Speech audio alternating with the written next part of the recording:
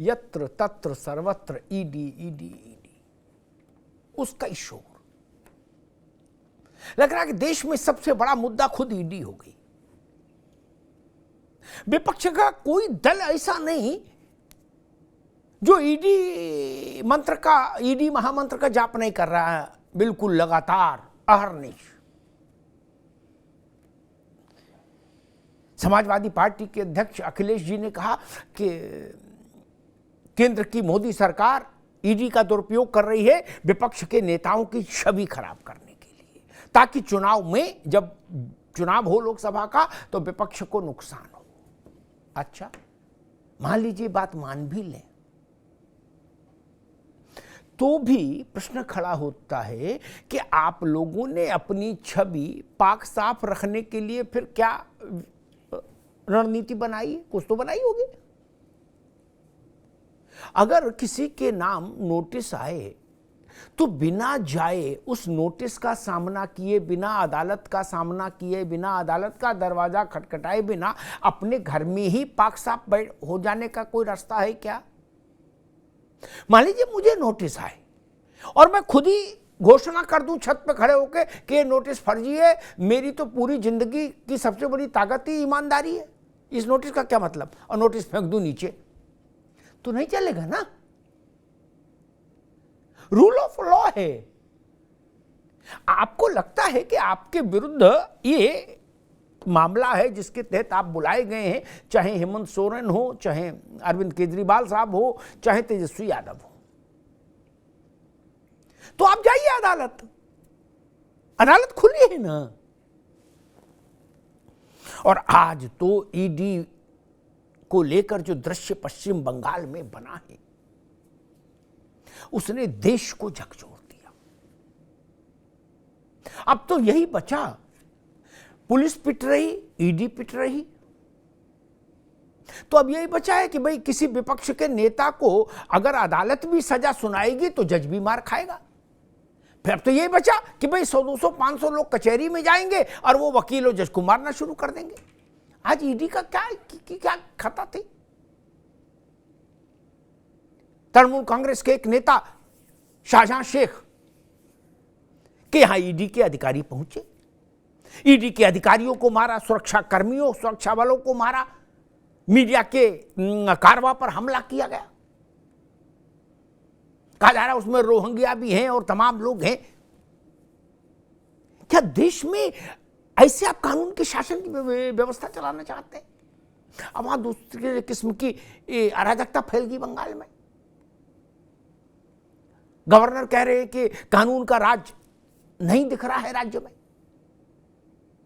और केंद्रीय एजेंसियों के नोटिस से, उनके संबंध से आपकी नाइत्तफाकी हो सकती है, स्वाभाविक है, कोई दिक्कत नहीं, लेकिन आप एजेंसियों को कुंडी खटखटाने पे मारेंगे क्या? यह तरीका ठीक नहीं। और ऊपर उधर आप ये कह रहे हो कि हमारी छवि खराब करने के लिए ईडी का इस्तेमाल कर हुआ जा रहा है, तो इसलिए आप ईडी को मारना शुरू कर दिए। ये तरीका तो ठीक नहीं, और ये तरीका होगा तो फिर कहां तक जाएगा? कि छावनी बना दे ईडी के दफ्तरों को, या ईडी के टीम के साथ सेना मूव करेगी? अब ये रास्ता ठीक नहीं। अरविंद केजरीवाल जी कह रहे हैं कि जी सारे आरोप झूठे हैं। ठीक है, ये बात कोर्ट को कहने दीजिए केजरीवाल साहब, हर आदमी आपका स्वागत करेगा, लेकिन आपके कहे नहीं मानेगा कोई। किसी आदमी के खिलाफ एफआईआर लिखी जाए, मुकदमा चले, वो आदमी मुकदमे का सामना नहीं करे, कोर्ट का सामना नहीं करे, जांच एजेंसी के साथ नहीं खड़ा हो और कहे मेरे खिलाफ जो भी मामला है वो सब झूठे हैं, ये कोई तर्क होता है? नहीं ना। आप ही अदालत, आप ही जांच एजेंसी। हेमंत सोरेन जी भी कह रहे कि जी जांच में पूरा सहयोग देंगे, लेकिन बयान दर्ज कराने नहीं जाएंगे, ना ईडी के पास जाएंगे, ना ईडी को आने देंगे। लो कर लो बात। लालू जी के पुत्र भी कह रहे हैं तेजस्वी जी कि जांच में पूरा सहयोग, 1% सहयोग कम नहीं, लेकिन ईडी को इधर घुसने नहीं देंगे और हम ईडी के पास जाएंगे नहीं। और केजरीवाल जी इन सबसे 2 कदम आगे, उनने कहा जी सब झूठा है, सब फर्जी है। बोले कैसे? बोले मुझसे ज्यादा ईमानदार कोई है क्या? लगता है उन्होंने ईमानदारी के सर्टिफिकेट ही छपा के रख लिए 100, 200, 500। जब कोई झमेला आए एक मोहर मारी और जारी कर दिया, बोले लो अब क्या है, सारे समन बेकार। ये लोकतंत्र का, संवैधानिक व्यवस्था का, शासन पद्धति का, तीनों का सार्वजनिक तौर पर प्रहसन बनाने की कोशिश हो रही है। आप अगर सार्वजनिक जीवन में हैं और आपके खिलाफ जांच का कोई मसला आता है तो आपको उसमें जाना चाहिए, सहयोग करना चाहिए, बयान दर्ज कराना चाहिए। आप सरकार में बैठे हैं, 2 तो मुख्यमंत्री हैं जिनके खिलाफ सम्मान है, एक उप मुख्यमंत्री हैं। आप जनता को क्या संदेश देना चाहते? फिर जनता थाने के बुलावे को क्यों स्वीकार करेगी? कभी वो कहेगी जब हमारे मुख्यमंत्री ने सबको ठेंगे पर रखा तो हम क्यों जाए किसी को बुलाने पर? तब क्या होगा? एनआरकी नहीं हो जाएगी? थाना, कचहरी, कोतवाली, ईडी, सीबीआई, इनकम टैक्स सब बंद करना पड़ेगा, लॉलेसनेस हो जाएगी। क्योंकि जब शिबू सोरेन के जी के बेटे नहीं जाएंगे, लालू जी के बेटे नहीं जाएंगे और केजरीवाल जी तो अलख निरंजन आप ही आप, वो भी नहीं जाएंगे, तब क्या होगा?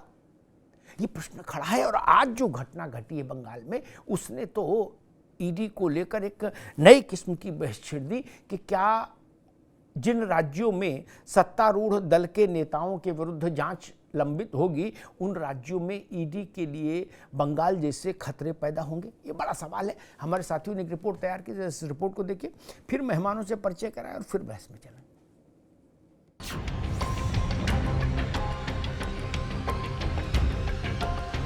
बीजेपी का मकसद जांच करना तो है ही नहीं। इनका मकसद तो लोकसभा चुनाव में मुझे प्रचार करने से रोकना है। ठीक लोकसभा चुनाव के पहले उन्होंने मुझे समन भेजा है। क्यों? शराब जो है शरीर और आत्मा का नाश करती है, पर इस शराब ने तो अरविंद केजरीवाल के चरित्र का भी नाश किया। उनको 2024 से पहले जेल में बंद किया जाए और चुनाव में जाए। उनको 2024 से पहले जेल में बंद किया जाए और चुनाव में जाए। और पूरा देश जानता है कि एजेंसीज का इस्तेमाल हो रहा है। दिल्ली से लेकर बिहार तक, झारखंड से लेकर बंगाल तक, ईडी की कार्रवाई से विपक्षी खेमे में मचाई वो घमासान है जिसने सर्द मौसम में सियासी गलियारों का तापमान भी बढ़ा दिया है। शराब घोटाले के संग्राम में शिकंजा केजरीवाल पर कसता दिखाई दे रहा है। एक के बाद एक 3 नोटिस के बाद भी केजरीवाल ईडी के सामने पेश तो नहीं हुए, बल्कि केजरीवाल ने 24 के चुनाव के चलते गिरफ्तारी का अंदेशा जता दिया। खुलेआम गुंडागर्दी चल रही है, किसी को भी पकड़ के जेल में डाल दो। अब बीजेपी मुझे गिरफ्तार करना चाहती है। मेरी सबसे बड़ी संपत्ति, मेरी सबसे बड़ी ताकत मेरी ईमानदारी है। बीजेपी का मकसद जांच करना तो है ही नहीं। इनका मकसद तो लोकसभा चुनाव में मुझे प्रचार करने से रोकना है। ठीक लोकसभा चुनाव के पहले उन्होंने मुझे समन भेजा है। क्यों? शराब घोटाले के मामले में संजय सिंह और सिसोदिया से लेकर आपके कई नेता पहले ही सलाखों के पीछे हैं। वहीं ईडी केजरीवाल से भी पूछताछ करना चाहती है। वहीं केजरीवाल के आरोपों पर बीजेपी कह रही है कि सांच तो आंच कहां।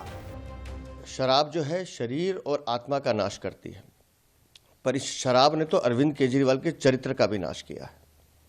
आज सुबह से मैं देख रहा हूं कि चोरों की बारात शोर मचा रही है, विलाप कर रही है कि हाय अरविंद, हाय अरविंद। अरे जब चोरी की थी, भ्रष्टाचार किया था, उस समय ध्यान नहीं आया था। जांच एजेंसी से भाग रहे हैं आप। 3 बार बुलाने के बाद आप पेश नहीं हो रहे हैं। केजरीवाल को 3 तो झारखंड वाले सीएम सोरेन को 7 नोटिस मिल चुके हैं। इन हालात में सोरेन की तो सरकार पर भी संकट है। वहीं जमीन के बदले नौकरी मामले में ईडी ने तेजस्वी को भी समन भेजा है। महाराष्ट्र में भी ईडी ने कई जगहों पर छापे मारे। संजय राउत कह रहे हैं कि विपक्ष को जेल भेजकर चुनाव कराने की प्लानिंग कर रही है सरकार। वेंडेटा है, राजकीय भावना से प्रेरित, जो हमारे विरोधी है, जो हमारे साथ नहीं है, उनको 2024 से पहले जेल में बंद किया जाए और चुनाव में जाए। इमरजेंसी में यही हो रहा था, लेकिन इंदिरा गांधी में डेमोक्रेसी के प्रति एक श्रद्धा थी, इसलिए चुनाव से पहले सबको छोड़ दिया। विपक्ष ईडी की कार्रवाई को सियासी साजिश का शिकंजा बता रहा है। वहीं पश्चिम बंगाल में तो ईडी अधिकारियों पर ही जानलेवा हमला हो चुका है। विपक्ष और बीजेपी यहां आमने सामने आ गए। संदेशखाली में जो हुआ वो एक प्रोवोकेशन का नतीजा था। बंगाल में जो हो रहा है, रोज कहीं ना कहीं तृणमूल का किसी लीडर को डिस्टर्ब करने के लिए, हैरास करने के लिए, नेगेटिव न्यूज करने के लिए भाजपा का इंस्ट्रक्शन पर ये एजेंसी वालों और सेंट्रल फोर्सेस वहां पर जा रहा है और इलाका में प्रोवोकेशन दे रहा है। अब यहाँ तक जो हुआ वो तो हुआ, लेकिन ईडी की इस कार्रवाई से अखिलेश यादव को भी चिंता सताती दिखी है। ईडी के विरोध वाले दंगल में कूदे अखिलेश यादव ने कहा कि 24 के चुनाव से पहले ये इमेज बिगाड़ने की साजिश है। वैसे भी ये दुरुपयोग कोई नई बात नहीं, कोई नई चीज नहीं हो रही है कि जितने भी विपक्ष के नेता हैं उनके खिलाफ लगातार सरकार कार्रवाई कर रही है, दबाव बना रही है और बदनाम कर रही है। सबसे बड़ी बात है कि उनकी क्रेडिबिलिटी पे सवाल खड़ा करना चाहती है एजेंसीज, और पूरा देश जानता है कि एजेंसीज का इस्तेमाल हो रहा है। सरकार के खुद लोग कहते हैं कि एजेंसी का इस्तेमाल होने से सरकार का ही नुकसान होगा। अगर ये घटना हो रही है केवल एक पॉलिटिकल पार्टी, एक लीडर के साथ नहीं है, देश के जितने भी विपक्षी नेता हैं एक एक कर करके उनके खिलाफ कार्रवाई हो रही है, केवल जनता में दिखाने के लिए। आप किसी को भी परेशान कर रहे हैं तो ये केवल पॉलिटिकल एजेंडा है उनका, लोगों को गुमराह करने का।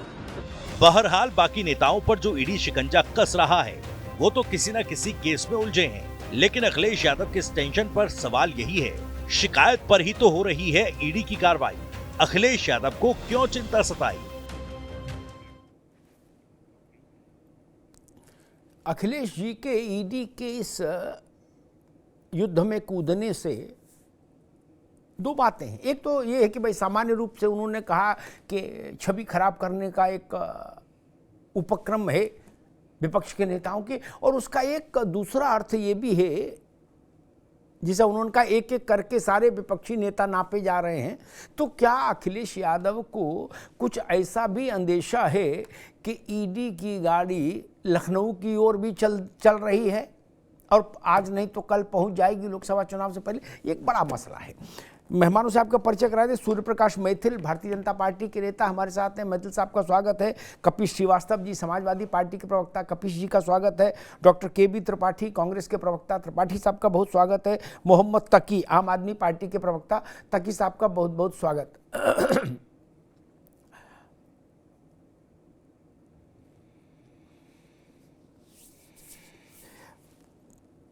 त्रिपाठी जी, आप चूंकि विपक्षी एकता का जो एक वो चल रहा है उपक्रम, एक जतन जो चल रहा है, जो इंडिया गठबंधन है, उसमें सबसे बड़ी पार्टी कांग्रेस है, इसलिए मैंने आपसे शुरुआत की।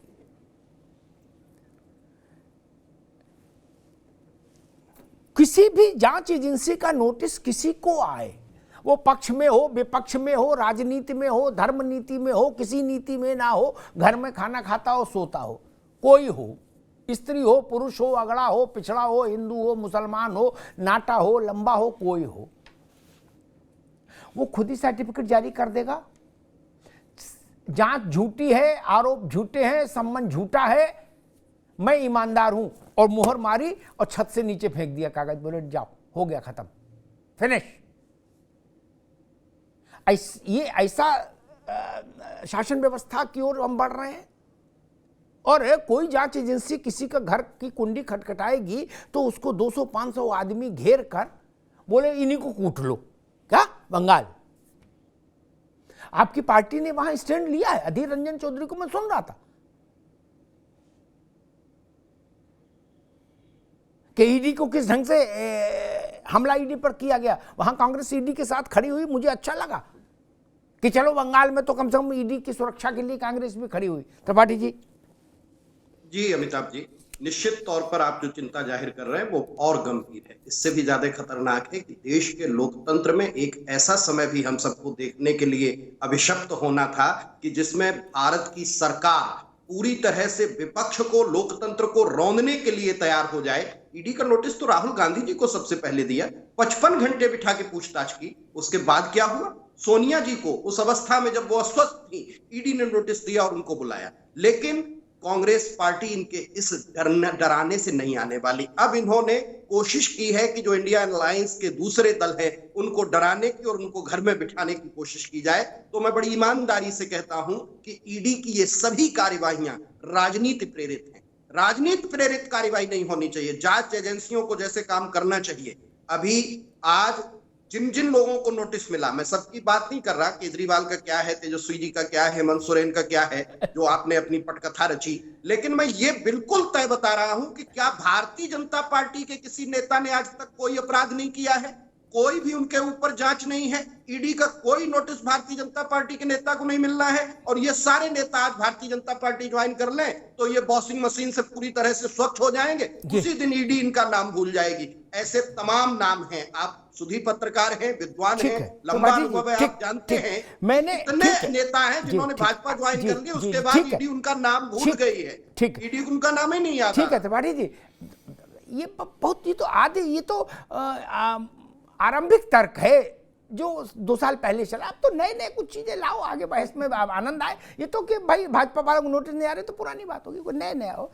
हमारा आज की चिंता का विषय कारण था कि बंगाल में जो हुआ, खैर मैं फिर बहुत सरल करूं इस बहस को, ईडी फीडी कठिन कठिन नाम नहीं। ननकू के खिलाफ एफआईआर हो गई, झूठी है सच्ची है, काले चोर ने कराई कि सफेद चोर ने कराई, छोड़ो, एफआईआर दर्ज हो गई। कपीश जी, अब ननकू ने छत पे गया, वहां से खड़े होकर कहा मेरे विरुद्ध दर्ज एफआईआर झूठी है, मेरी जिंदगी की सबसे बड़ी कमाई ईमानदारी है, ये सब फर्जी है, ये बदले की कार्रवाई है क्या, और घर में आके सो गया। तब तो शासन व्यवस्था नहीं चलेगी। अदालत जाना होगा, अदालत से निर्णय आ जाएगा कि ननकू निर्दोष है कि दोषी है। यही ना व्यवस्था है। और अखिलेश जी ने जो बात कही कि एक एक करके सब नापे जा रहे हैं ईडी के उसमें नपने में, क्या कुछ ऐसा भी एप्रीहेंशन है कि गाड़ी लखनऊ की ओर भी आ सकती है? क्या उसकी पेशबंदी है कपीश जी? अमिताभ जी, जब अत्याचार और पापाचार बढ़ जाए जी, तो वो तलवार कहीं भी चली जा सकती। क्योंकि मैंने विधि की ही शिक्षा ली और विधि को ही की प्रैक्टिस करता चला रहा हूं। कुछ चीजों को आपको ख्याल करा जी। भारतीय दंड संहिता में एक धारा है 302 जो हत्या पे लगती है, उसमें भी आजीवन कारावास जी। और एक 304 भी है दहेज हत्या, उसमें भी आजीवन कारावास। लेकिन दोनों में एविडेंस का स्तर अलग है, क्योंकि भारतीय साक्ष्य अधिनियम में 304 बी में उस व्यक्ति को एविडेंस देना होता है जिस पर आरोप लगाया गया कि साहब हमने कोई दहेज हत्या नहीं की। और हत्या में क्या होता है कि पुलिस साबित करती है कि नहीं साहब इन्होंने ही हत्या की है। इसको कहते हैं कि सबूत का भार शिफ्ट हो जाता जी। जब कोई अत्याचार किया जाता है तो जो ईडी का एक्ट जिससे ये कार्रवाइयां चल रही हैं, 1.5 साल तक तो किसी भी व्यक्ति को आसानी से जेल में रखा जा सकता है जी। कोर्ट भी कुछ नहीं कर पाएंगे। और उसके बाद जो तकनीकी कानूनी रूप से सरकारें भागा करती हैं, लेकिन आप ये बताइए क्या ये न्याय है? जी ठीक। आप मुझे बताइए। वो ठीक है कि बार बार यही कहना कि केवल विपक्षियों पर हो रहा है। अरे भाई वही आंकड़े तो कोई क्या कहेगा, ईडी भी तो वही है पुरानी वाली, ठीक, बस नए हाथ से इस्तेमाल हो रही है। और मैंने आपको कह दिया कि लोकतंत्र में अगर जरा भी मर्यादा बची होती तो क्या सुप्रीम कोर्ट ने जब कहा कि इलेक्शन कमीशन की नियुक्ति में न्यायमूर्ति मुख्य रहेंगे तो क्यों एक कानून ला करके उनको डंप करना? जी। हत्या ही करने के लिए ना, ठीक। लोकतंत्र की। जी कपिश जी, अगर अब विधि में आपको रुकना होगा, पावर मिली मैं है, तो तकी इसका साहब के मतलब पास क्या चलूंगा, हत्या अब रुकना, करेंगे? अब कपिश बाबू अब रुकना होगा, मैं तकी साहब के पास चलूंगा और फिर मैथिल जी के पास चलूंगा। भाई देखो, सुप्रीम कोर्ट की बात मेरे मित्र ने उठाई, कपिश जी ने, वो वकील हैं, उनका सुप्रीम कोर्ट के प्रति सम्मान हमसे ज़्यादा है, हमारे भी बहुत है, लेकिन उनको तो खुद वकील ही है।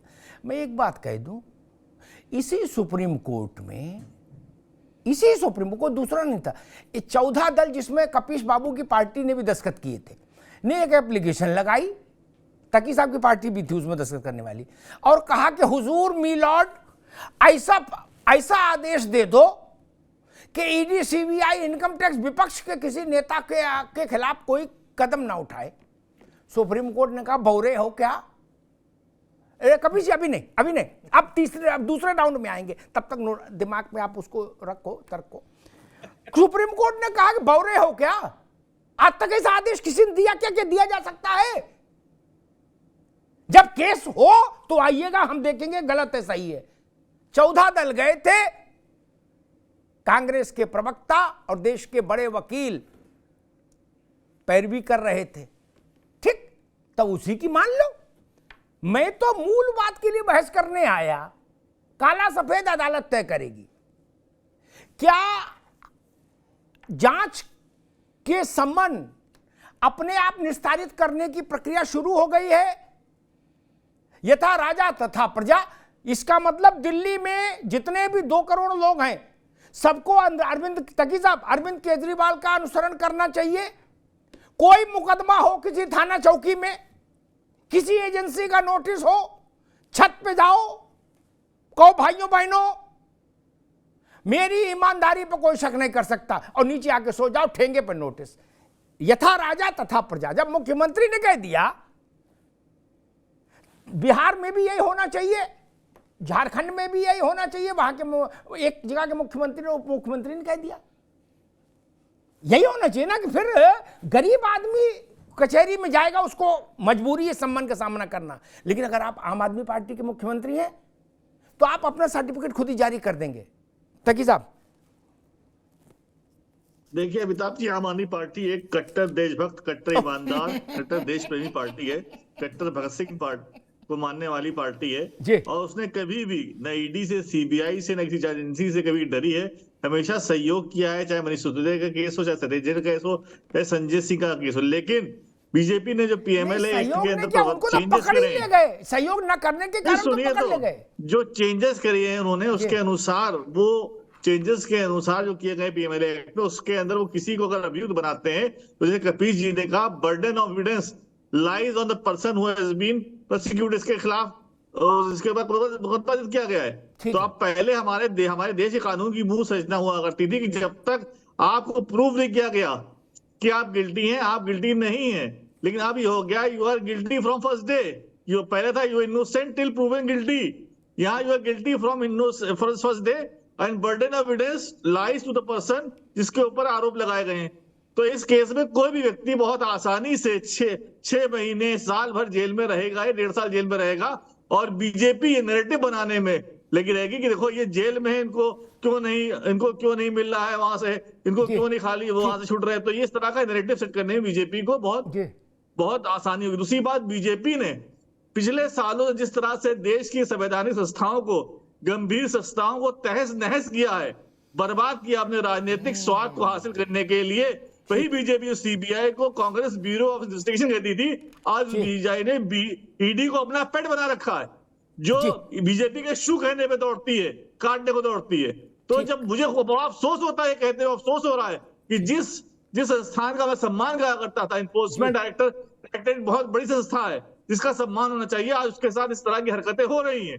ठीक है, पीछे कौन ठीक है, दोबारा में आता हूं, मैं ठीक है, लेवल मिला दिया है। ठीक है तकी साहब, दोबारा मैं आ रहा हूं, मैथिल साहब पास चलूंगा, लेकिन उससे पहले 2 बातें कहूं। मेरे काबिल दोस्त तकी साहब ने जो बात कही, उसका मेरे जैसे सामान्य आदमी जो अर्थ समझा, सब लोग मौज मनाओ, सारे जांच एजेंसियों के नोटिस ठेंगे पे रखो, आपको इतना करना है, मफलर बांध के अपनी छत पे चले जाओ और वहां खड़े कह दो कि मैं ईमानदार हूं, ये सब फर्जी है। क्या जवाब नहीं, एक सेकंड, जब एक बता कि भाई जब ना अभी रुक जाओ, जब एक बार रुक जाओ, जब तक कि आपको पुलिस टांग ना ले जाए, और जब टांग ले जाए तो भी बोलो मैं भगत सिंह हूं, क्या फिर जेल चले जाओ, फिर वहां ठंडे में रहो, फिर कुछ मत बोलो, क्योंकि फिर बोलने में और स्थिति खराब हो जाएगी जेल में अंदर होने पे। क्या जैसे आप सत्येंद्र और वो लोग नहीं बोल रहे, अब उस जाते समय बोलो कि भगत सिंह हूं, डरता नहीं हूं, और आपके साथी बोले नहीं नहीं ये फांसी पे चढ़ जाएगा, इसको चिंता नहीं, बाद में देखा जाएगा। लेकिन तेजस्वी जी के पद चिन्हों पे चलो, हेमंत जी के, सोरेन के सब पद चिन्हों पे चलो, आदरणीय केजरीवाल जी के पद चिन्हों पर अगर देश चलने लगा तो सारे मैथिल जी, सारे चौकी थाना, सारी जांच एजेंसियां बंद हो जाएंगी। कभी हमारे मित्र कपिल श्रीवास्तव जैसे जो वकील वर्ग के मित्र हैं, ये सब बेरोजगार हो जाएंगे, कचहरी में कोई मुकदमा नहीं जाएगा, हर आदमी अपना खुद ही फैसला कर लेगा, कहेगा मैं ईमानदार हूं, कहेगा मुकदमा, कौन भाई का लाल मुकदमा करेगा मेरे खिलाफ? लो बोले हम कट्टर ईमानदार हैं भाई, मेरे खिलाफ मुकदमा होगा। थोड़े पिलपिले ईमानदार होते तो मुकदमा हो भी सकता था, जब कट्टर है तो कैसे नोटिस मांग ले? तो अब भारत में ये मुझे लग रहा है ये एक अजब किस्म का मॉडल आ रहा है एडमिनिस्ट्रेशन का, नहीं मैथिल जी? धन्यवाद अग्निहोत्री जी। अपना काम खुद ही निपटाओ, खुद ही फैसला दो और मस्त रहो। धन्यवाद अग्निहोत्री जी। पहले तो आपको और आपके सभी दर्शकों को भारत माता की जय, वंदे मातरम और जय श्री राम जी। देखिए अभी मैं सुन रहा था, तीनों प्रवक्ताओं को मैंने सुना और किस प्रकार से वो भ्रष्टाचार को एक आम आदमी की ज़रूरत जिसे कहेंगे वो दिखा रहे थे कि भाई हम भ्रष्टाचार भी करेंगे, उसके बाद हमारे कानूनी हित भी जो हैं वो सुरक्षित रहने चाहिए। मैं पूछना चाहता हूँ, तकी साहब कह रहे थे कि हम तो बहुत सहयोग कर रहे थे। मैं शराब घोटाले के अंदर, जिसके अंदर आम आदमी पार्टी के जितने भी ये नेता हैं वो लगे जा रहे हैं, धरे जा रहे हैं, उनके खिलाफ ईडी के पास बहुत मजबूत जानकारियां हैं, मनी ट्रेल्स हैं। और आप सुनिए तकी साहब, बीच में मत कूदिए, वो शांत थे सबके बराबर। ये गरम तवे पर जो पॉपकॉर्न की तरह फूटते हैं ना भ्रष्टाचारी, सुन लो, आपके लिए ये 4 लाइनें हैं कि भैया जब भी आईना उठाया करे, पहले देखा करे और फिर दिखाया करे। आप ही की वो पार्टी है ना जो 400 पन्नों की फाइल लहराती थी अरविंद केजरीवाल जी द्वारा मंच पर कि भैया हम जो है अरविंद केजरीवाल जी जैसी सत्ता में आएंगे सबसे पहले जो है शीला दीक्षित जी के खिलाफ कार्रवाई करेंगे। चलिए अब इसके इतर मैं बात करता हूँ कि तो कट्टर ईमानदार है और वो जनता जानती है कट्टर ईमानदार है, कट्टर भ्रष्टाचारी है। अगर ये ईमानदार होते या इतनी सी भी कहीं पे कोर्ट में कहीं पे भी कानूनी सहायता मिल सकती होती तो कोर्ट इनको सच में जमानत देता। अब मैं आ जाता हूं ईडी की कार्रवाई के ऊपर और जो चिल्ला रहे हैं, आप देखिए अग्निहोत्री जी, पिछले 9 साल के अंदर इस देश की जो अर्थव्यवस्था है उसमें आमूलचूल परिवर्तन हुआ, 5वीं बड़ी अर्थव्यवस्था बनी, हमारा forex reserve all time hit हुआ, हम लोग विदेशी अर्थव्यवस्थाओं के डावाडोल होने के बावजूद भी देश में स्ट्रांगली अपनी अर्थव्यवस्था को कायम रख पाए। उसका कारण क्या है वो भी मैं आपको बता देता हूं। कारण है भ्रष्टाचार पे लगाम। आप देखिए, मैं एक आंकड़ा आपको दे रहा हूं, 2004 से 14 तक यूपीए 1 और यूपीए 2 की सरकारें रही। मनमोहन सिंह जी प्रधानमंत्री रहे, तब उस समय में अरे सुन लो भैया, काहे परेशान क्यों हो रहे हो? सूर्यप्रकाश मैथिल की आवाज। 112 छापे पड़े थे और कुल मिला के 5,000 करोड़ रुपए की संपत्ति और परिसंपत्तियां जो हैं वो ईडी ने सीज की थी। लेकिन उसके बाद जैसे ही ईडी के अंदर जो अधिनियम चेंज हुआ जिसका अभी ये जिक्र कर रहे हैं, उसका छापे बढ़े और 3,370 छापे अब तक पड़ चुके हैं और 1,40,000 करोड़ से ज्यादा की परिसंपत्ति जो है, और संपत्ति कैश रिवार्ड्स हो गए, सोने की ईंटें हो गई, चांदी की ईंटें हो गई, साथ में बड़ी बड़ी इन्वेस्टमेंट्स हो गई, वो पकड़ में आई हैं। और एक मैं पूछना चाहता हूं, मुझे ये बताइए ईडी क्या करेगी यदि साहू साहब के घर में नोटों के बंडल और सोने की ईंटें नहीं मिलती? ईडी क्या करती यदि अभी जो अभी एक समाजवादी पार्टी के नेता हैं जिनके घर पे छापा पड़ा था कन्नौज के अंदर, पीयूष जैन, जिनके यहाँ नोटों की बारिश हुई पड़ी थी, वहां पे जो मशीनें हैं वो गिनते गिनते थक गई थी।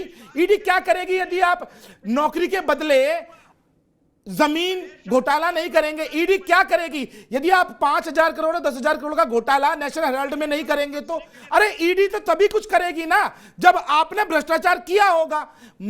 मैं अपने अग्निहोत्री जी की भाषा में बोलता हूं कि ननकू को ईडी क्यों पकड़ के ले जाएगी यदि ननकू के पास में हथियार नहीं मिलेंगे, ननकू के पास में अवैध पैसा नहीं मिलेगा, ननकू ने भ्रष्टाचार नहीं किया होगा, तो कैसे ईडी पकड़ लेगी भैया? और कोर्ट के अंदर ईडी कहेगी क्या कि भैया हमें शक है सिर्फ इनके ऊपर तो हम इनको अरेस्ट कर रहे हैं? कोर्ट कहेगा ये देश संविधान से चलता है और इस देश के संविधान में हर नागरिक को ये अधिकार दिया गया है कि वो कोर्ट में आए और अपने आप को इनोसेंट जो है वो प्रोड्यूस कर सकता है। वहां अगर ईडी के पास सबूत नहीं होंगे तो कैसे ईडी वहां पर उनकी हिरासत मांग लेगी? ये यहाँ पे बैठकर चिल्ला रहे हैं, देखिए कपिल श्रीवास्तव जी, ये वकील हैं, फिर भी इनको ये समझ में नहीं आ रहा कि भ्रष्टाचार का साथ नहीं देना चाहिए। यूपी पे भी चल जाएगी, क्या उनकी मजबूरी है क्या ननकू का किस्सा सुनाना। ठीक है, अरे आपकी मजबूरी है चिल्लाना, क्योंकि अभी अखिलेश भैया के घर भी ईडी पहुंच रही है। वो सोने की ईंटें और नोटों के बिंडल जो कन्नौज में मिले थे ना, उसकी एक ट्रेल वहां लखनऊ में मिलने जा रही है। और अभी तुम भी रोड पे घूमोगे, कूदते फिरोगे बाबा जी के राज में। लेकिन याद रखना कपिल भाई रुकना होगा, ठीक है, योगी आदित्यनाथ के हाथ में है। अगर कोई भी बदतमीजी हुई तो याद रखना कि आपकी स्थिति क्या हो जाएगी। ठीक है, दोनों लोग रोकूंगा। ईडी के जो कानून है जिनकी चर्चा हुई, अव्वल तो वो कानून भारत की संसद की मंजूरी से बदले गए, संशोधित हुए ईडी को ताकतवर बनाने के लिए। त्रिपाठी जी, भारत की संसद की मंजूरी से हुए, और अगर मैं गलत याद नहीं कर पा रहा हूं तो शायद चिदम्बरम के समय में हुए थे ये प्रपोजल आए थे, ठीक है, चिदम्बरम गृह मंत्री थे। दूसरी, इन संशोधनों के विरुद्ध, सेंसिबल बात कह रहा हूं, तू मैं नहीं, इन संशोधनों के विरुद्ध सुप्रीम कोर्ट में गए थे लोग, क्या राजनीतिक लोग ही गए थे। सुप्रीम कोर्ट ने उन संशोधनों को निरस्त करने से मना कर दिया था, यह भी सच है, ठीक। तीसरी बात, अभी किसने, तकी साहब ने या किसने कही कि भाई हम लोग इसलिए छुपे हैं, सामने नहीं जा रहे हैं ईडी के नोट के, कि वो पकड़ के बंद कर देंगे, फिर हम छूट नहीं पाएंगे, फिर हम ही को साबित करना पड़ेगा कि हमने चोरी नहीं की, ऐसा वो कह रहे थे। आपको सिद्ध करना है कि आपने अपराध नहीं किया। क्राइम अगेंस्ट वुमेन के कैटेगरी में जितने अपराध हैं, लगभग सब में इस देश ने यही प्रवृत्ति, यही प्रकृति स्वीकार की है कि जिस पर आरोप है क्राइम अगेंस्ट वुमेन में, उसको ही बताना, सिद्ध करना होगा कि हम दोषी नहीं हैं, हमने अपराध नहीं किया। त्रिपाठी जी, कोई नई बात है क्या? सुप्रीम कोर्ट गए थे ना इस मामले में कि ईडी को पुरानी स्थिति में लौटा दिया जाए, नए संशोधन ठीक नहीं है, लोग संसद में जो हुए, सुप्रीम कोर्ट ने तो बात नहीं मानी। त्रिपाठी जी। जी अमिताभ जी, पहले तो मैं ये आपको स्पष्ट कर दूं कि चाहे इसकी बहस जो कहते हम प्रवक्ता कुछ है और आपकी भी व्याख्या कुछ हो जाती है और भाजपा वाला प्रवक्ता भी कुछ भी बोल देते हैं, ये ठीक नहीं है। जो कह रहा हूं उसको मानिए। निश्चित तौर पर आरोप इस बात का है कि एजेंसियां पक्षपातपूर्ण कार्यवाही कर रही हैं इस समय देश में, और ये साफ साफ दिखाई दे रहा है। कैसे नहीं दिख रहा है? आप ननकू का, रज्जाक का उदाहरण ले आइए और नोटिस दिखाते रहिए। नोटिस दिए किसे जा रहे हैं और क्यों दिए जा रहे हैं और किनको परेशान किया जा रहा है? दरअसल आप नोटिस किसी राजनीति के बीच में ही चुनाव कराना चाहते हैं और चुनाव में सबकी छवि धूमिल करना चाहते हैं। महामानव की ही छवि बनी रहेगी। और महामानव के ऊपर जो गुजरात में आरोप थे उनका क्या हुआ? जो मुख्यमंत्री बने, वो गृह मंत्री बने बैठे अमित शाह जी, उनको भी तड़ी पार कहा गया था। ठीक है, नहीं, इस कांग्रेसी प्रवक्ता को मैं एक बार समझा देना चाहता हूं, अपने कान और आंख कान सब खोल के रख लो मेरे भैया।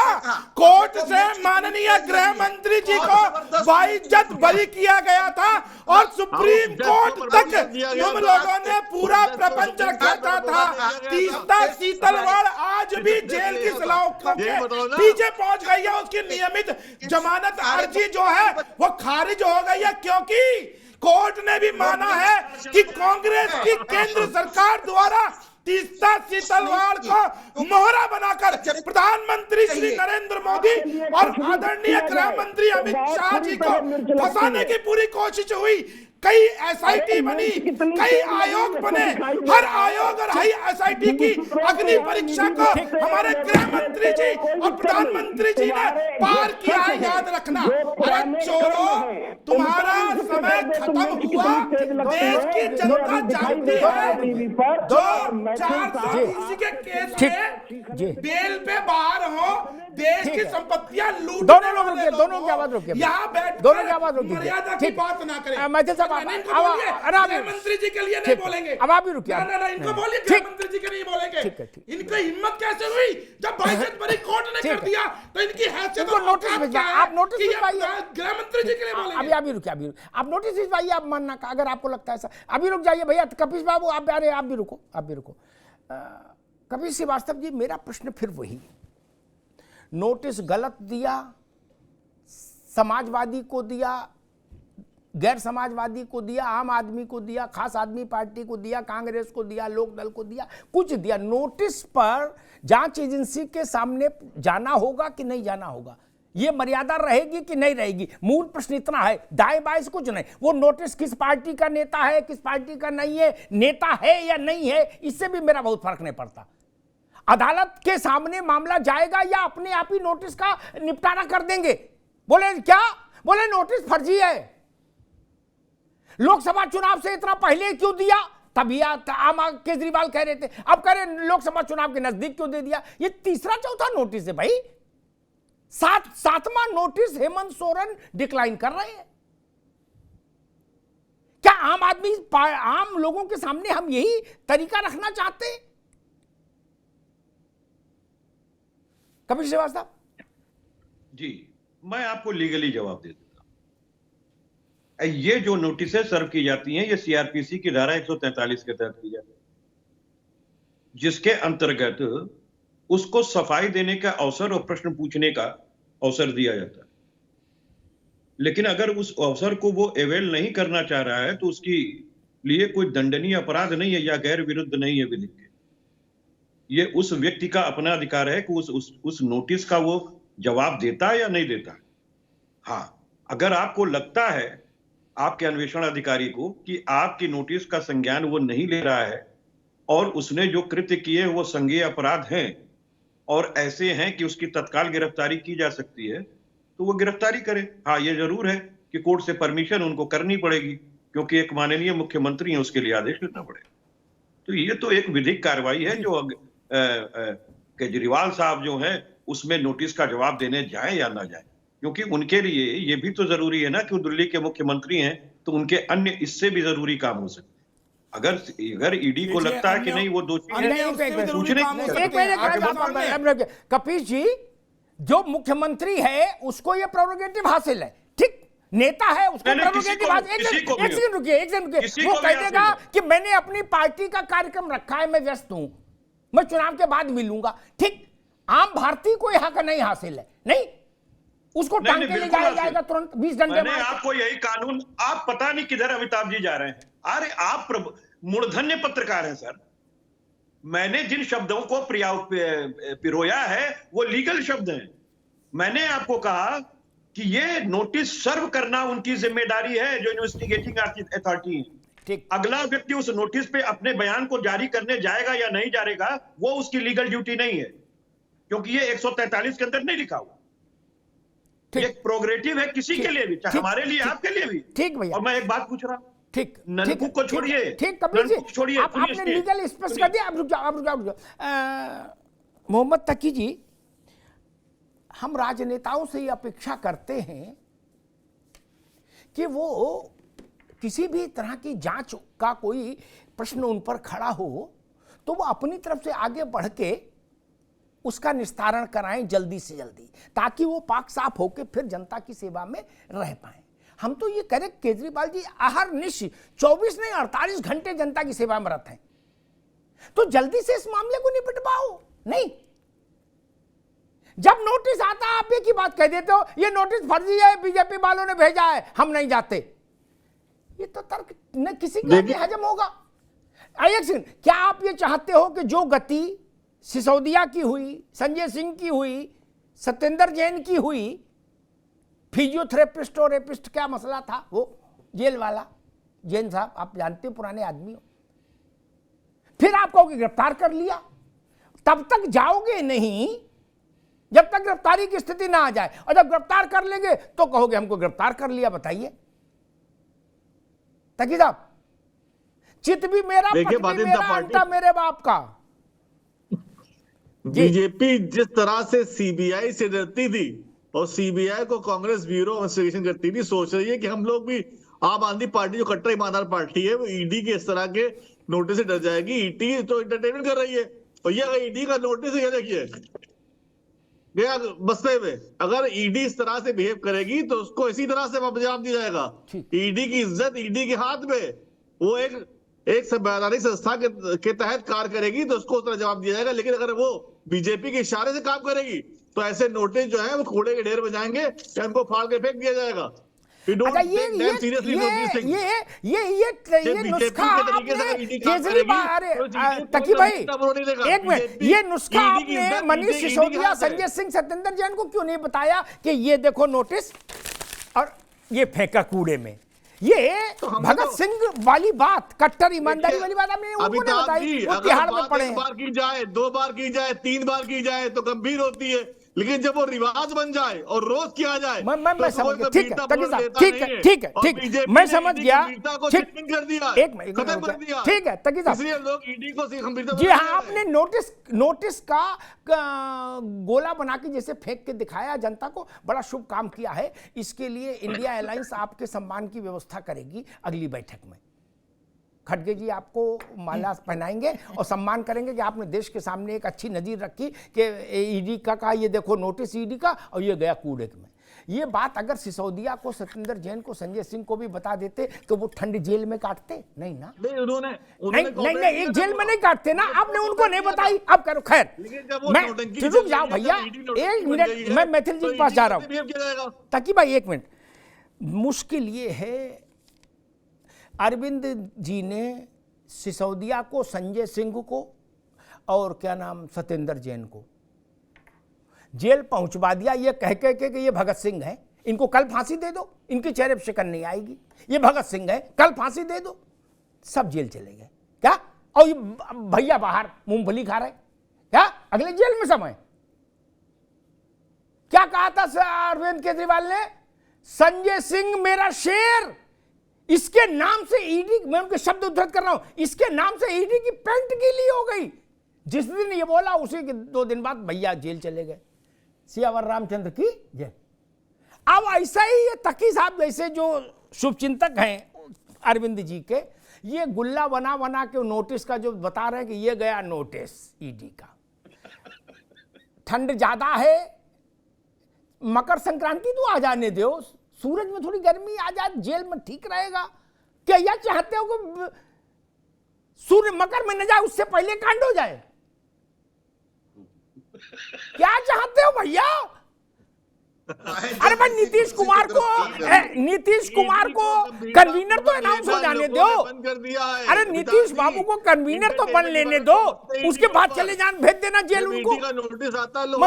मैं समझ गया कितने बड़े शुभचिंतक हो आप भैया, गजब कर रहे हो। मतलब जो टेक्निक अरविंद जी ने इन 3 के लिए अपनाई, जब कोई बवाल हो वो कहे मनीष मेरा भगत सिंह है, कल फांसी दे दो, दे के देख लो, मुंह पर शिकन नहीं आएगी। निपटाई दिया, गए। बोले सत्येंद्र इसके सारे कागज मैंने देख लिए, ये तो भगत सिंह से भी डबल भगत सिंह है क्या? उनका भी काम लग गया। बोले संजय सिंह के तो नाम से ईडी की पेंट गीली हो जाती है, उनका भी हो गया। अब क्या होगा? अब तकी साहब वही फार्मूला केजरीवाल जी पे लगाए दे रहे। मेरी चिंता ये है, मैं कह रहा हूं ठंड ज्यादा है, रुक जाओ, फरवरी में करा लेना कांड। अभी इतनी ठंड में हाथ पर सीधे नहीं हो रहे। कर मैं आम आदमी पार्टी का कोई, अरे वो पार्टी ठंड नहीं लगती क्या पार्टी को? आम आदमी पार्टी अब रुकना होगा ताकि साहब एक हमको कन्विंस करने दी। मतलब साहब मेरा प्रश्न ये कि नोटिस असली है गलत है, राजनीति प्रेरित है नहीं प्रेरित है, कानूनी है, गैर कानूनी है। ये सारे मसले अदालत के अलावा क्या कहीं और हल हो सकते हैं? धन्यवाद अग्निहोत्री जी। और आपका ये जो उत्तर है ना, ये मैं नहीं दूंगा, ये अरविंद केजरीवाल जी खुद दे रहे हैं। सुनिए। सरकार में रिश्वत देके कोई नाजायज काम करवाता है तो आज भ्रष्टाचार निरोधक कानून में ये लिखा है कि जांच एजेंसी को ये सबूत इकट्ठा करना पड़ता है, वो ये दिखा सके कि रिश्वत दी गई और रिश्वत ली गई। ये प्रूव करना, ये साबित करना बड़ा मुश्किल होता है क्योंकि वहां कोई गवाह मौजूद नहीं होता। इसमें हमने कानून में ये लिखा है कि अगर कोई बिजनेसमैन या कोई कंपनी सरकार से कोई भी ऐसा काम करवाती है जो कि कानून के खिलाफ है, जो कि गलत है, तो ये मान लिया जाएगा कि ये काम जो है ये रिश्वत देकर और रिश्वत लेकर करवाया गया।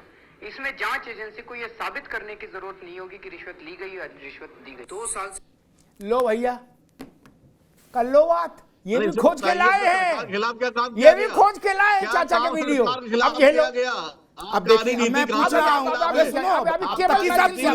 केवल सूर्यप्रकाश मैथिल की आवाज। राज्यसभा जी तकी साहब, मुझे वो 4 लाइनें समूचे विपक्ष के ऊपर याद आ रही हैं। नजर नहीं है, ये नजारों की बात करते हैं और ये जमीन पर चांदतारों की बात करते हैं। कल तक हाथ जोड़कर बस्तियों को लूटने वाले आज भरी सभा में सुधारों की बात करते हैं। चाहे आप समाजवादी पार्टी को ले लीजिए, उनके नेताओं के घर पे जब छापे पड़ते हैं तो बड़ी बड़ी नोट गिनने की मशीन पहुंचती है, वो भी थक जाती है, बेचारी खराब हो जाती है। क्यों? नोटों के गड्डियां और गट्ठर हैं। आप साहू साहब को ही ले लीजिए, धीरज साहू को, वहां पर आपने देखा किस प्रकार से बक्से भरे पड़े थे भैया, कितने घंटे लग गए। और आधर ये देखिए आम आदमी पार्टी कट्टर ईमानदार, इनके नेता चुनाव से पहले क्या कहते थे? एजेंसियों को जरूरत नहीं है भैया, ये तो उस भ्रष्टाचारी को प्रूफ करना है कि उसने भ्रष्टाचार किया कि नहीं किया। और आज यहाँ ये देखो गुल्ला बना के फेंक रहे हैं। तो ये असलियत है इन लोगों की। ये जिसे कहते हैं ना, मुखौटे उतारे हैं नरेंद्र मोदी सरकार ने। ये भ्रष्टाचार करते रहे, ये लूट मचाते रहे, ये लाखों करोड़ रुपया बर्बाद करते रहे। और एक कपिल श्रीवास्तव की पार्टी तो वो पार्टी है कि सफाई के अंदर ठुमके लगाने के लिए अभिनेत्रियों को मुंबई से बुलाते थे, लंदन से बग्गी मंगवाते थे और न जाने कितने करोड़ रुपया शराब में और पता नहीं न जाने किन किन चीजों में बर्बाद करते थे उत्तर प्रदेश का। तब इनको याद नहीं आई थी। आज ईडी अगर तहखाने खोल कर नोटों के बंडल और सोने की ईंटें निकाल रही है, उनके घरों से भ्रष्टाचार का काला धन उखाड़ रही है, तो उनके पेटों में दर्द हो रहा है। ये विधि की ज्ञान बता रहे हैं, लेकिन इन्होंने ये नहीं बताया कि यदि नेता जनता का प्रतिनिधि होता है तो उसको जनता के लिए एक उदाहरण प्रस्तुत करना चाहिए।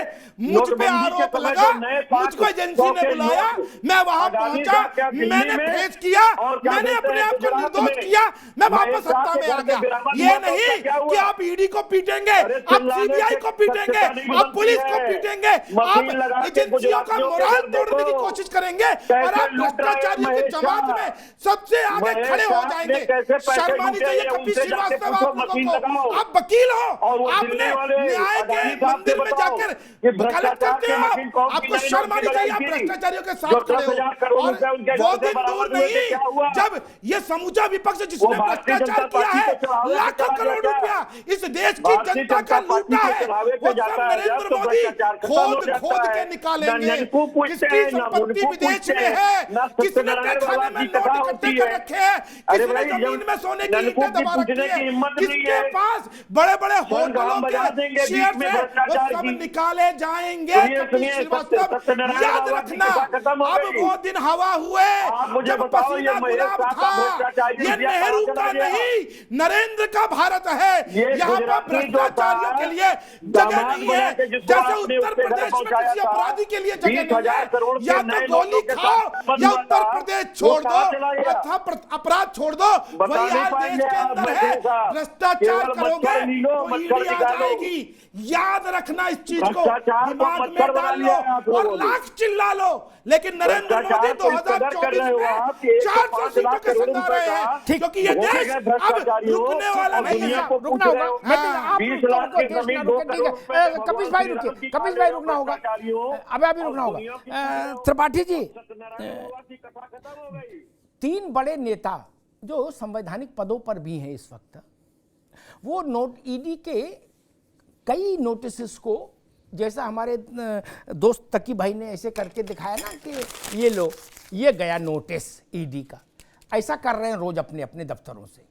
क्या मान लीजिए कल ईडी उनको गिरफ्तार करके तिहाड़ भेज देगी या बेऊर जेल में रख देगी ले जाके, तब क्या करिएगा?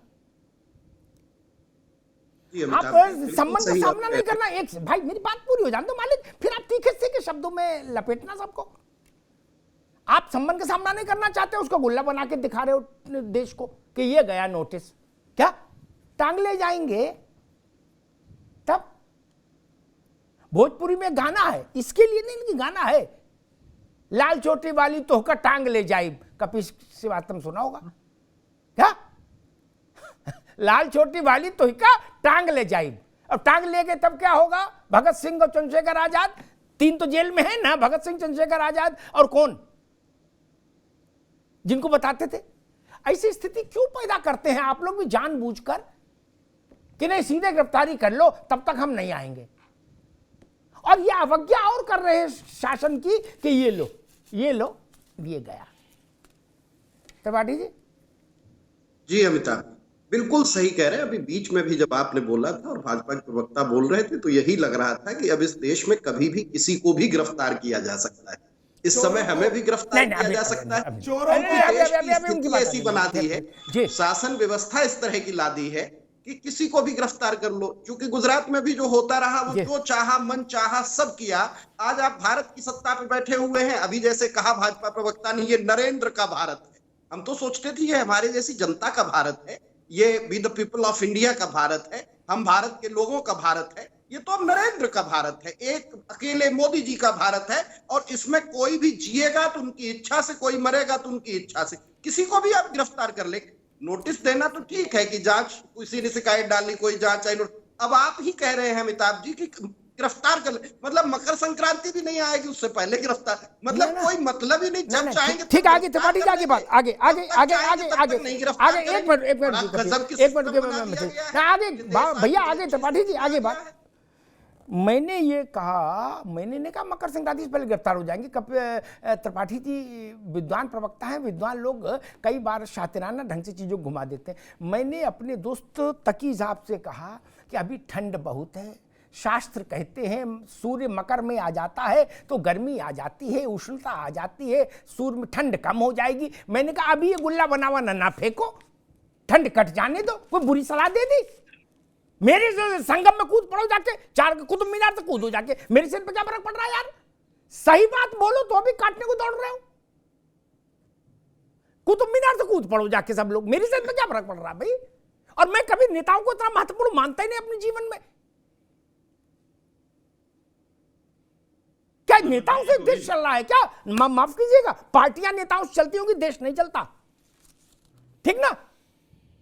आप लोग अगर आप एक मिनट, अगर आपको ये लग रहा है कि अमिताभ जी ने मकर संक्रांति गलत बोल दी, आप जानो, आपका काम जाने तो पार्टी जी, मुझे क्या फर्क पड़ रहा है? एक नेता का ही केस हो गया अब तो अमिताभ जी। आप गिरफ्तार हो ना हो, मुझे क्या फर्क पड़ रहा है? खैर ठीक है। मैथिल साहब, कांग्रेस कह रही है कि एक व्यक्ति का देश हो गया। हम तो समझते थे कि क्या कहा था, we the people of India.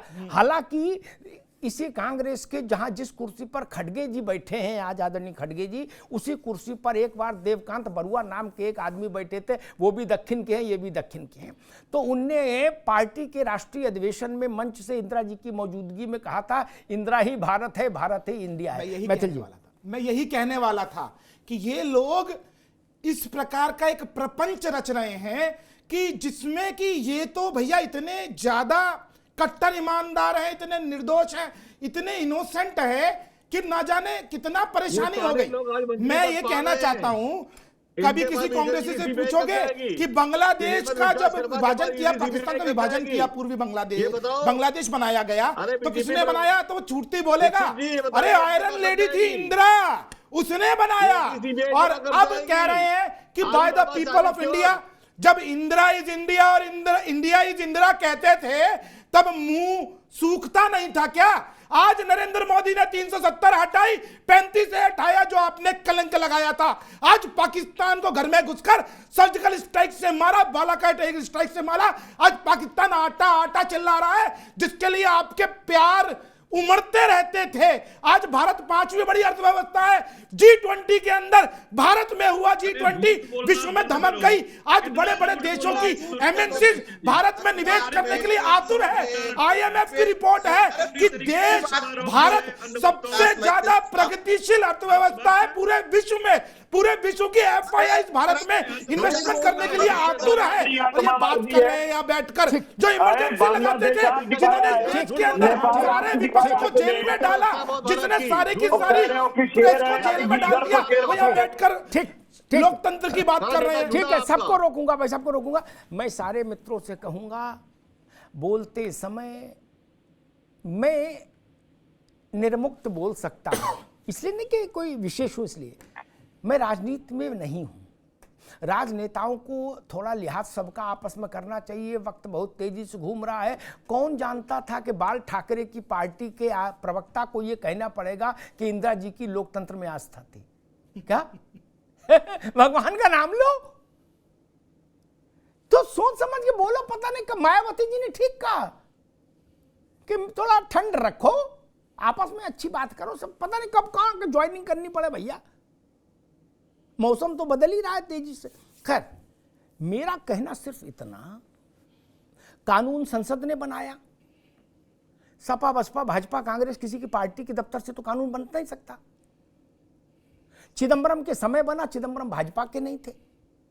ठीक, सुप्रीम कोर्ट में उस कानून में जो शक्ति आ गई, दी गई ईडी को, उसके विरुद्ध, मेरी बात बेहतरी से समझ रहे होंगे कपिल श्रीवास्तव, उसके विरुद्ध अपील की गई कि इसको फिर जैसा पुनः मुश्को भव कर दिया जाए। कोर्ट ने कहा नहीं, संसद का अधिकार है, उसने कानून बनाया, उसको हक हासिल है कानून बनाने का, क्या दिक्कत है?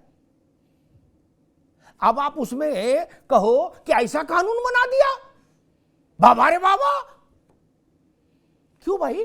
क्राइम अगेंस्ट वुमेन में यही व्यवस्था है ना भारत में।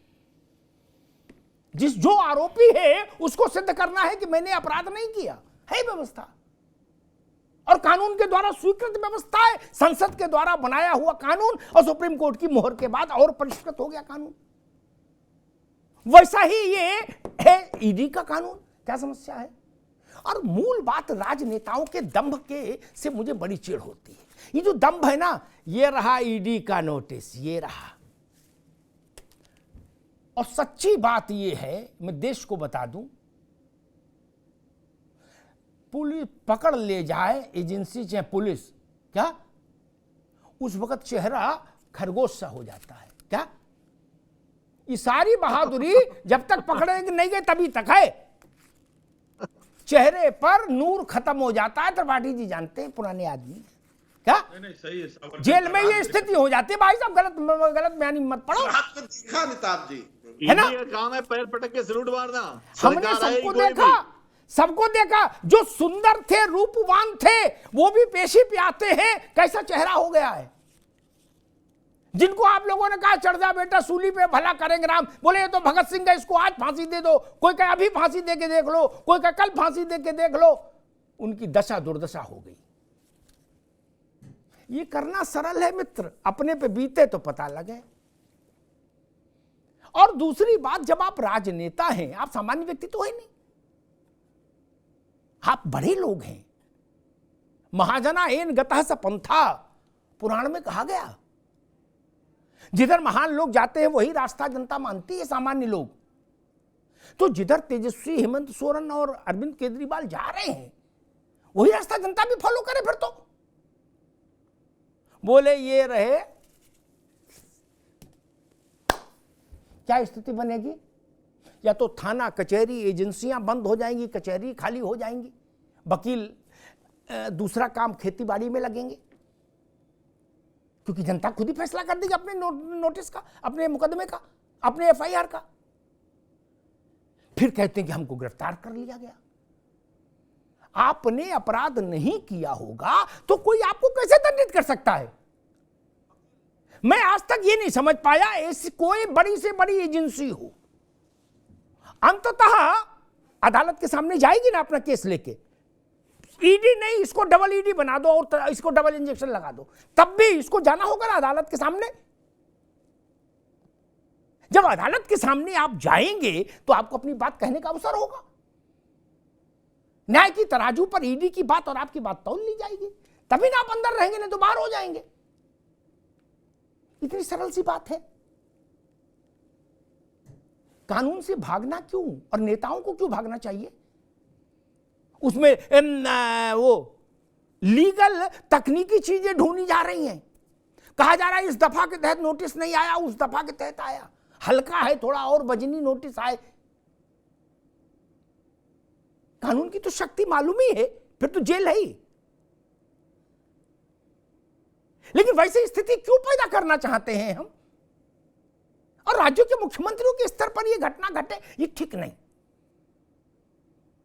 कानून का शासन का अर्थ यही है, कानून का सम्मान भी होना चाहिए।